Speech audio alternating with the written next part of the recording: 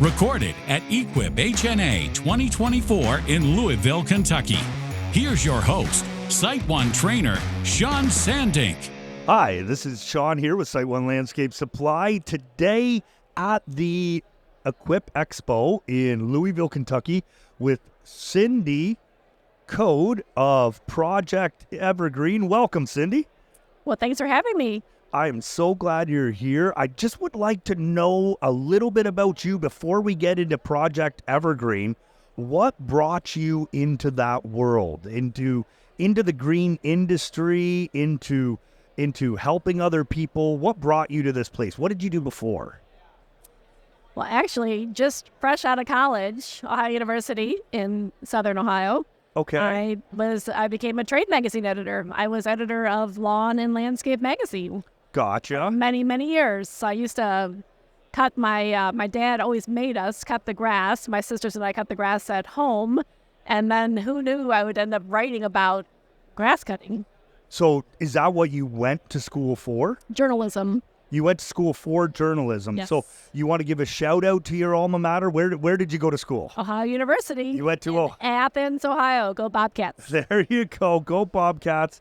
Athens, Ohio University, and you went to school for journalism, and then immediately, you rarely hear this story that people went to school for something and then they immediately got a job in that.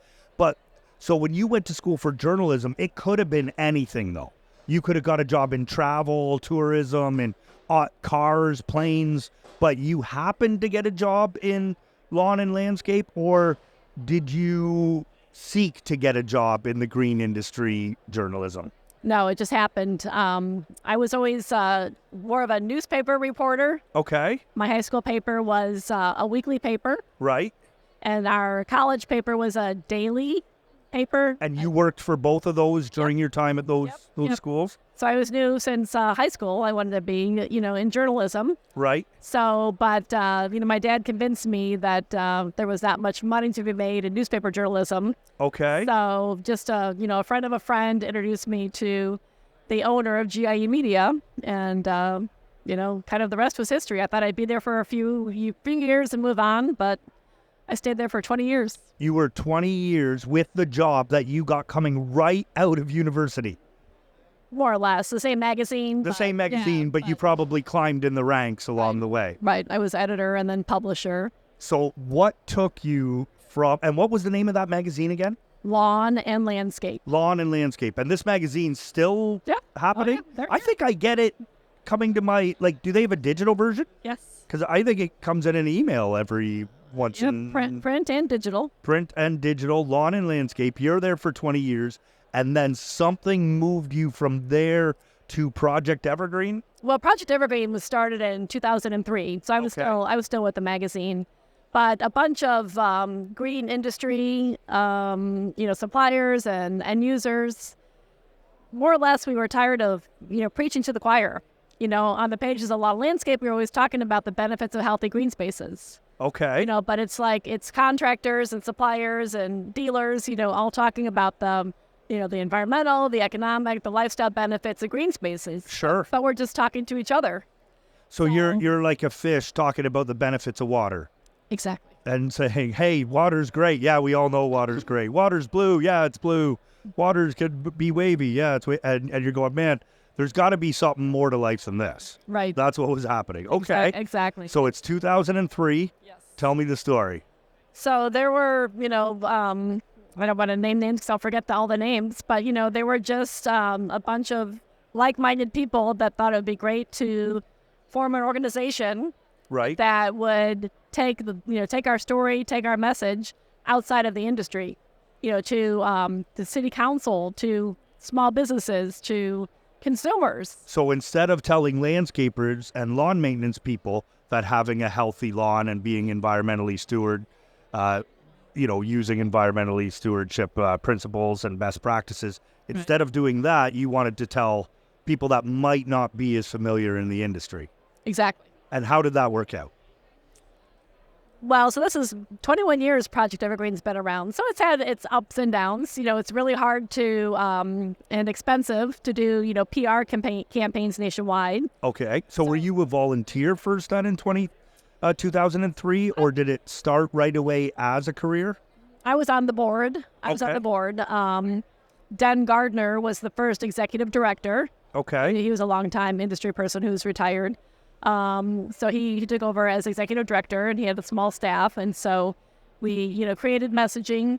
But that's really how, like Green Care for Troops, a few years later in 2006, came to be. We were looking for platforms to share our messaging. So I guess take me back just a little bit. What is Project Evergreen? Project Evergreen is a nationwide nonprofit, 501c3 nonprofit. A nonprofit, and what's the goal of Project Evergreen? What's its mission? Is creating healthy green space and sharing the environmental messaging of that healthy green space. So our mission is bringing people together to make a difference in how our yards, parks, and communities create a greener, healthier, cooler earth. So tell me some of the success stories, some of the projects that Project Evergreen's done to get that message out or to bring people together on a green space. We bring people together in a variety of ways, but it's through donors. Detroit is a really great example of our project success. And we chose Detroit intentionally around 2016, 17. Had gone through bankruptcy. The new mayor there had a commitment to improving 300 parks across the city. I think he was starting with 40 of those. And we had some donors who were outside of the green industry, like the Gilbert Family Foundation in Detroit is a big donor, or the Community Foundation. So we brought the funding. We found an 18-acre park in Detroit that we chose as our first project. Right. And then we brought landscape contractors. They donated their time and resources. It's not always, all donations. Some of it's in kind, and then we use our financial donations to help, these projects, fund these projects as well. But so we took a park, that 18 acres that had fallen into disarray. Right. The grass was high, the trees were overgrown. They were kind of scary because of all the, the volunteer startups and all the lower shrubs on the trees. And so we transformed that park over 2 years. Now, when you say we transform that park, is that the folks at Project Evergreen, or do you work with landscape contractors? Landscape contractors and then the city. So we always have a partnership with the city. Okay. Because, it needs to be sustained going forward. And we visit with community groups before we do the work. It's their park. It's in their neighborhood. We find out from them what they want. So if I'm hearing you, Project Evergreen is all about making connections. Yes. You're connecting donors with green space. You're connecting landscapers and landscape contractors with communities, and you're kind of like that hub in the wheel that brings everybody together to create a greener space. Am I hearing that right? Yep. Am I missing any part of it?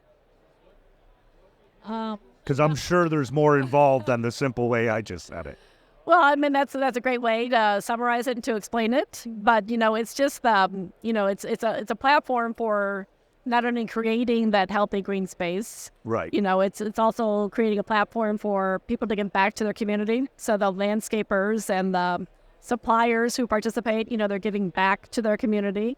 It's a way to share knowledge. So professional contractors are working side by side with city workers, city parks department workers. Gotcha. And with community members, sharing the knowledge of how to care for green space. And then, So you also have an educational component. yes.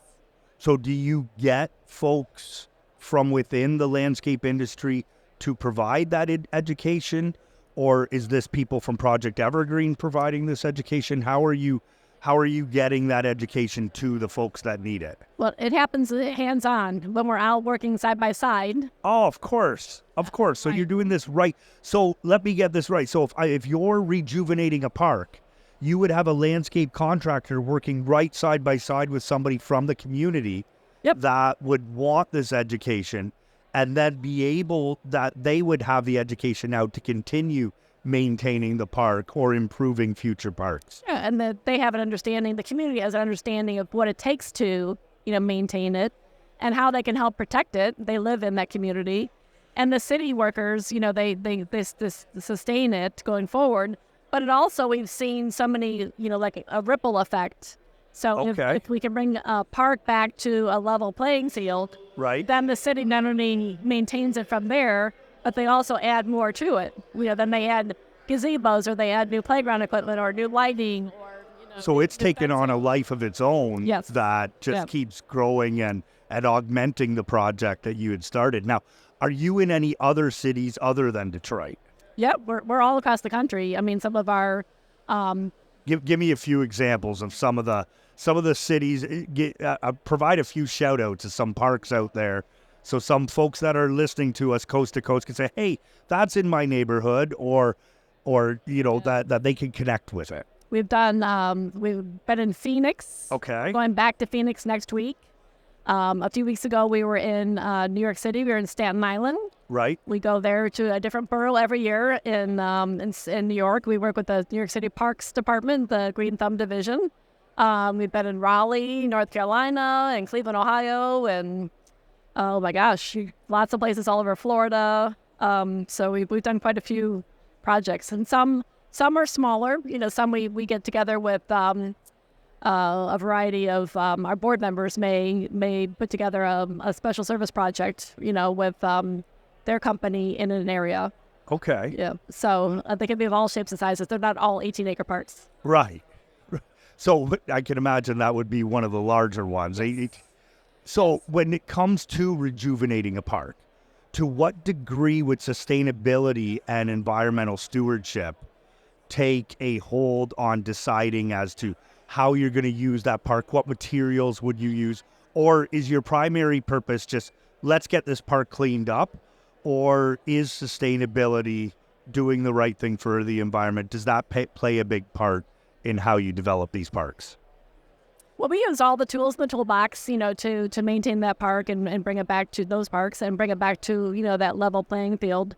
A lot of times the parks have been in disarray. They've been in some areas, well, I guess I won't name the area, but they're, they when they fall into disarray, vandals take over the parks. Right. So, so at that point, we're just trying to, and a lot of these parks don't have irrigation, so, we're dealing with just trying to, get it back to, the grass growing and the trees, pruned and shaped up, and ball fields, with new infield dirt and cut to the right specifications. Right. Aeration. We focus on all the horticultural side of things, and then the city, does some of the hardscape stuff, or we have, create pathways to bring people into the park. Nice. You don't want them to walk around it or, right. away from it. You want to bring them into it. You want it to be inviting. And one of the side benefits, well, I guess I can talk about that in a minute, but so we also have a clean air calculator now. Okay. That how does this work? So we have all these feel-good stories from these park renovations. Now the clean air calculator can help to quantify the benefits of that healthy green space. How would I find this clean air calculator? Is that on your website? Is that how? Because I'm intrigued. We haven't quite released it yet. Okay. Oh, so this is cutting edge information that you're providing for us. Yes. So stay tuned for a clean air calculator. Yes. That's coming, and it's going to quantify the benefits that these parks are providing for the community. Yes. We can map the grass area, the shrubs, and the trees. Right. And then it will tell you how much carbon is sequestered. Sequestered. Yes. We're sequestering carbon. We are. And that's good. I like it. Okay, so we're going to so we're sequestering carbon, which is providing me more clean air, which I can then see on my clean air calculator. Yes. So that part of our mission, a greener, healthier, cooler Earth. Greener, healthier, cooler Earth. Yes. And now, for the first time, I'm getting this quantified. I can't just say, hey, it's better now because I've got a park where there was no park. I now have a quantifier. I love that. That is fantastic. Please let us know when you have that so we can provide the shout outs there and okay. and let our folks know. Now, parks isn't the only thing that you're about. You also do some other initiatives, I'm sure. Can you tell us about those?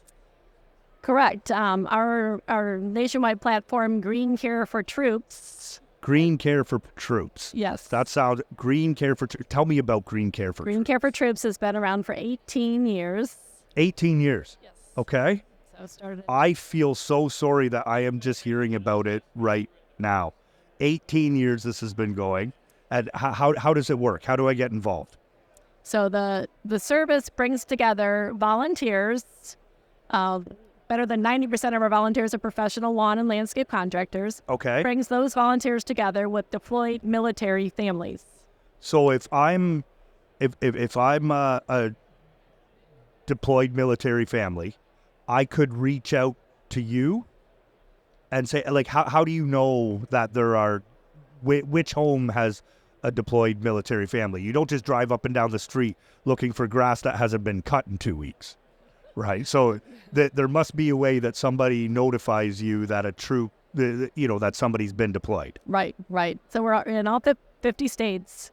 The basic premise is we have a 24/7 database, matching database. Okay. So military families all through our website, projectevergreen.org. Right. So military families register for those. They select from a list, which services they like to receive.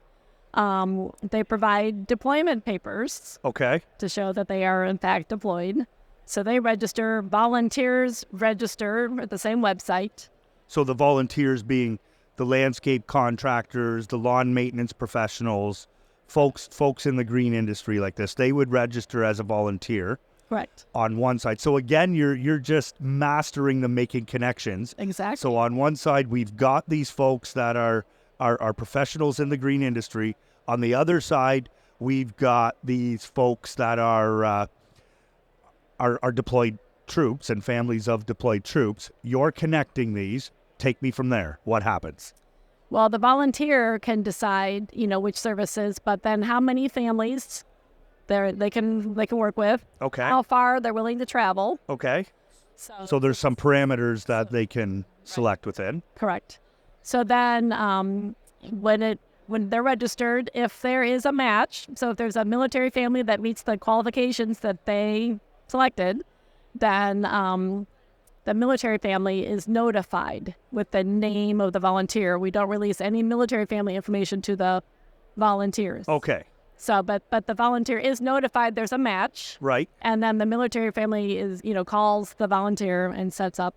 And then they do that independently. You don't, as Project, because I was wondering about the logistics of this. I'm thinking, man, Project Evergreen sitting there making sure that Mrs. Smith at 123 Main Street's lawn's getting mowed and the driveway's getting the snow cleared, or that so it's the connect. You make the connection because you have these databases, but then you provide only, and I imagine that's to keep the privacy of our deployed troops, which is fantastic. Correct. So if I'm a family of a deployed troop, I would receive the name of the matched landscape professional.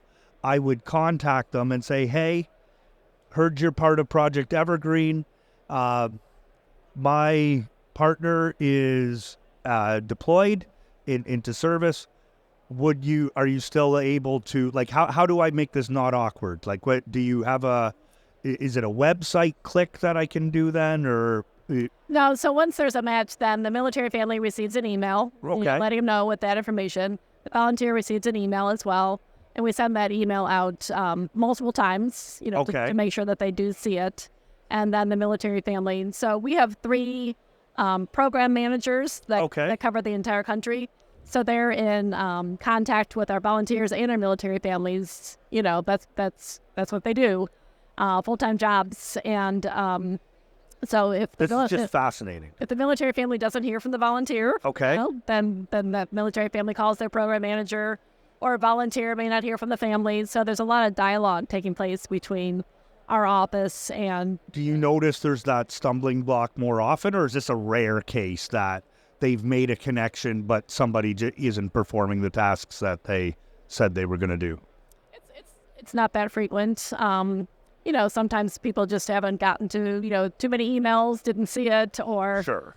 Sometimes there's nuances like it might only be they're matched and it might be within the right mile radius, but, there's a lake or there's a bridge or there's something that, doesn't Oh, okay. allow them. So it looks like they're 12 miles away, but really it takes me 2 hours to get there. Right. So Right. as much as I would love to help, I've got to be efficient with my business, my family as well. Right. So there might be a contractor closer that would be a better match to be able to help this out. Right. And the way that this really works is that the lawn and landscape industry is a route oriented business. Yes. So if these families, fit within that route, it's easy. It would make it easy for them. Right. Or easier. Yeah. Right. Easier. They're donating their time and their resources, their products. But so we're here at the Equip Expo where there are thousands and thousands of landscapers here from coast to coast. yes. How do we get connected? How do I find you? Because if I was back in the, back being a contractor, I would want to do this. I would want to help out. You still can. How? Absolutely. We'll talk about that in just a second, but how can I find you? How can I help out? Well, here at the Equip Expo, we're in booth 9034. Okay. And we're recruiting new volunteers, and we'd love to see our current volunteers as well. They update their profiles with us. We actually have a giveaway for new volunteers who come and register for Green Care for Troops or the sister program Snow Care for Troops. Okay. Then their name will be put into a drawing for some electric equipment. So there's Green Care for Troops and Snow Care for Troops. Correct. I love that. And is there a website that I can go to, or do I call you? How do I get connected? ProjectEvergreen.org. ProjectEvergreen.org. Yes. And I can sign up. And what would be typical for a normal lawn maintenance company? Would I say I can do 3 in a week? Would I do 2? What's typical for a company? Probably 3 and under. 3 and under. Yeah. So that they can give back, but it's not good. Because I imagine you could let this take over your business. Oh, sure. And that could be a challenge then on the other side. We've all got huge hearts, or a lot of us do, but we've got to put bread on the table as well. Right. And that's why, a couple of things. It's deployed, so there's a start and an end date. Right. So the deployment period, and the properties are an acre, less than an acre. Okay. And, the goal is to make it a needs-based program. Sure. So, but, we're very particular about, making sure that these matches and the deployed family, has to live at that property. So it can't be, his mother-in-law's house, 2 states over or something like that. Right. So, yeah, so we have parameters on the program to make it easier for our volunteers to participate. And, there's a labor shortage. We've been talking about a labor shortage for as long as I've been in the industry, but Sure. I mean, it's a real thing. So we work with our volunteers, if they need to take, do 1 instead of 2 families, or Right. we often find, if we're very active in finding matches, if we don't have a match, and a lot of our great volunteers will agree to take on another family. Oh, wow. So our program managers have terrific relationships with the volunteers. Now, what percentage of our deployed troops do we not find matches for? I don't have an exact number on that. It's hard to, every state is different. Some states have more volunteers than families, Oh, that's fantastic. and some have, yeah.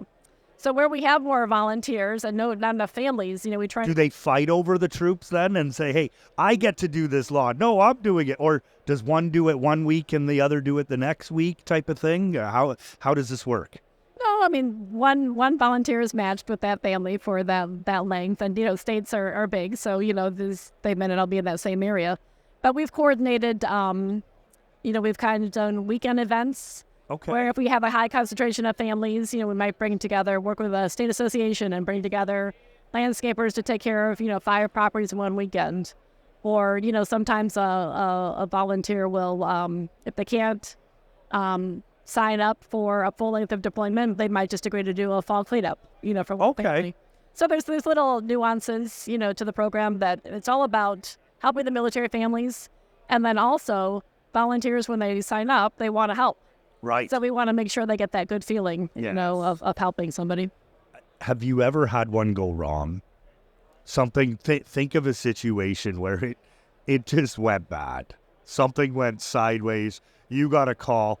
Cindy, we got to talk about this. This went off the rails. We did have a situation where some glass was broken in a window.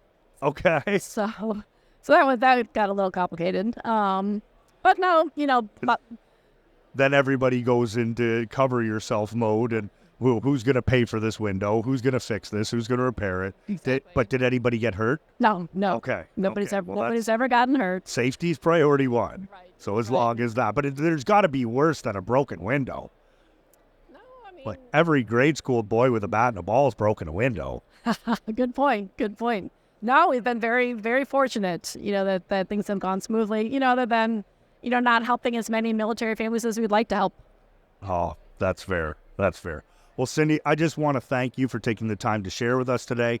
That is projectevergreen.com. .org. Projectevergreen.org. Want to thank you for that, and enjoy the rest of the show, and I wish you all the best with your project and your life. And thanks so much for your time. We appreciate it. Thank you. Thanks for tuning in to Confessions of the Craft. Ensure you never miss an episode by subscribing to the podcast so you can be the first to hear new episodes and discover previous ones. Follow SiteOne on Facebook, X, formerly known as Twitter, Instagram, and LinkedIn for the latest trends and industry updates.